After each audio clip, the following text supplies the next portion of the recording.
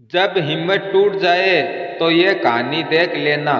ये एक ऐसे राजा की कहानी है जिसके कोई संतान नहीं थी।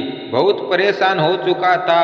अंत में उसे किसी ने कहा कि आप तांत्रिकों के पास जाइए, उनके पास उपाय होते हैं। अब राजा तांत्रिक के पास गया और सारी बात बताई।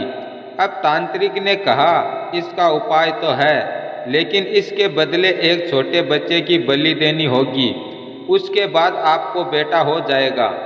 अब राजा को सारी बात समझ में आ चुकी थी और राजा ने सारे राज्य में ढिंढोरा पिटवा दिया कि राजा को कोई एक बच्चा लाके दे सकता है क्या। बदले में उसे मनचा धन मिलेगा, बहुत सारा पैसा मिलेगा।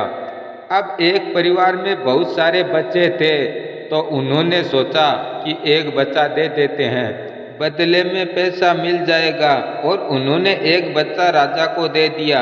अब राजा ने बलि चढ़ाने की तैयारी की और तांत्रिक भी आ चुके थे। अब राजा ने बच्चे से उसकी आखिरी इच्छा पूछी तो बच्चे ने कहा, मुझे थोड़ी मिट्टी ला करके दीजिए। अब मिट्टी मंगवाई और बच्चे को दे दी।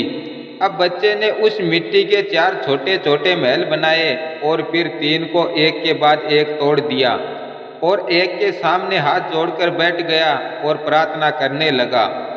और थोड़ी देर बाद प्रार्थना करके फिर बोला, अब बलि चढ़ा दीजिए। अब राजा ने पूछा, तुमने क्या किया? अब बच्चे ने कहा, नहीं कुछ नहीं, मैंने 4 महल बनाए थे, उनमें से 3 को तोड़ दिया और चौथे के सामने प्रार्थना की। अब राजा बोला, हमें कुछ समझ में नहीं आया।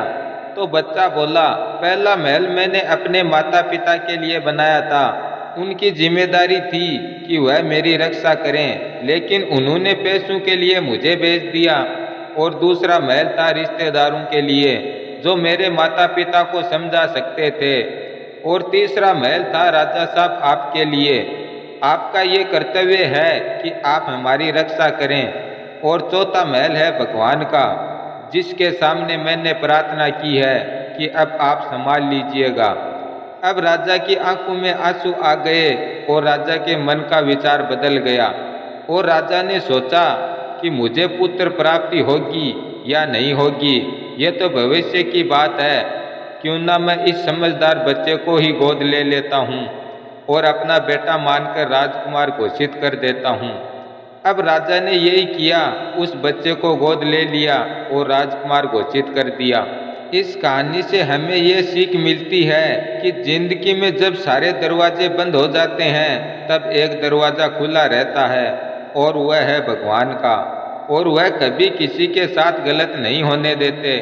इसलिए उस वक्त भगवान पर विश्वास रखना, वह सब कुछ ठीक कर देंगे।